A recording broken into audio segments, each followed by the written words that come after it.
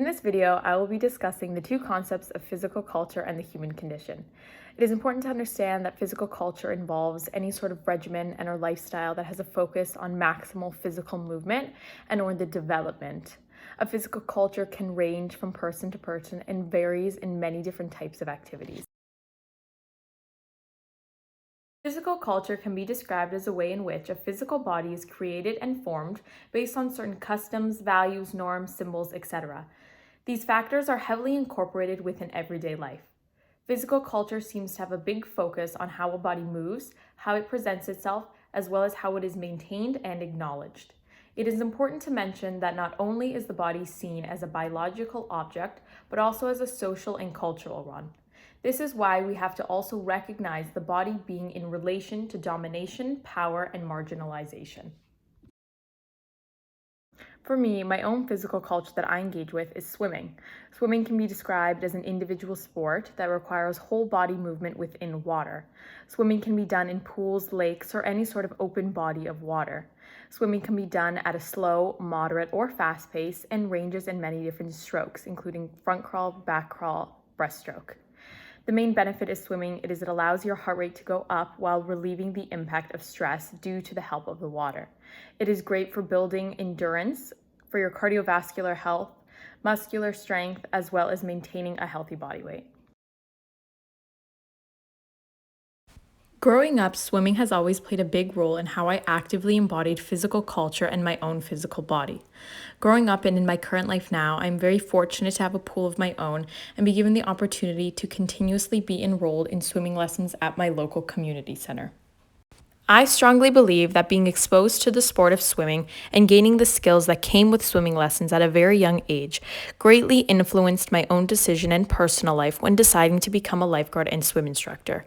This allows me to have another point of view rather than continuing as a student, which I got very familiar with for a majority of my life. I'm now able to teach children in a sport that I love and enjoy very much. The idea that I'm getting at here is that individuals may find it easier to learn how to swim and be more comfortable in the water if they were exposed to swimming lessons at a younger age and or had access to a pool. The idea is not that if individuals do not have a pool or have access to a pool that they won't ever learn how to swim, but rather that it may be much easier when learning how to swim and being more comfortable in the water if an individual has been exposed to lessons at a younger age. This is where ideas of power come into play.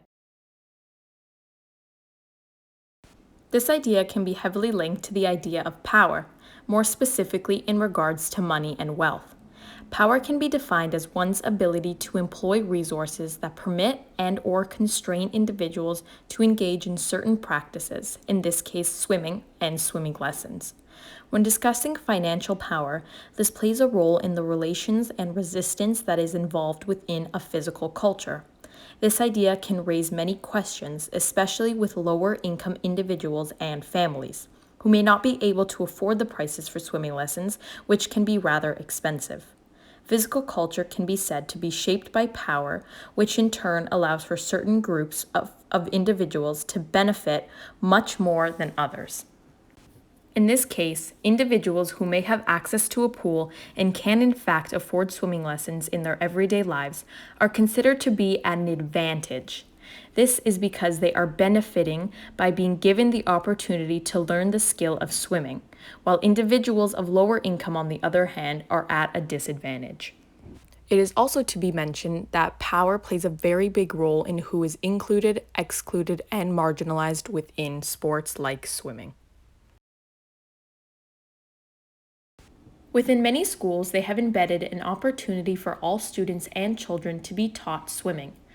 Swimming is a basic life skill that everyone should have, no matter your social income, race, gender, values, and beliefs. This incentive is known as Swim to Survive and allows young children to be taught swimming for free, which gives everyone an equal opportunity to be involved and participate in this sport. This is incredibly helpful for students, children, and families who may not have access to a pool and/or cannot afford the costs of lessons. The human condition surrounds the way in which we as individuals find ourselves as humans. In general, it can be said that the human condition gives us the understanding of what it means to be an individual in our society. Every single person has their own personal human condition, yet it is a part of a much larger social hierarchy.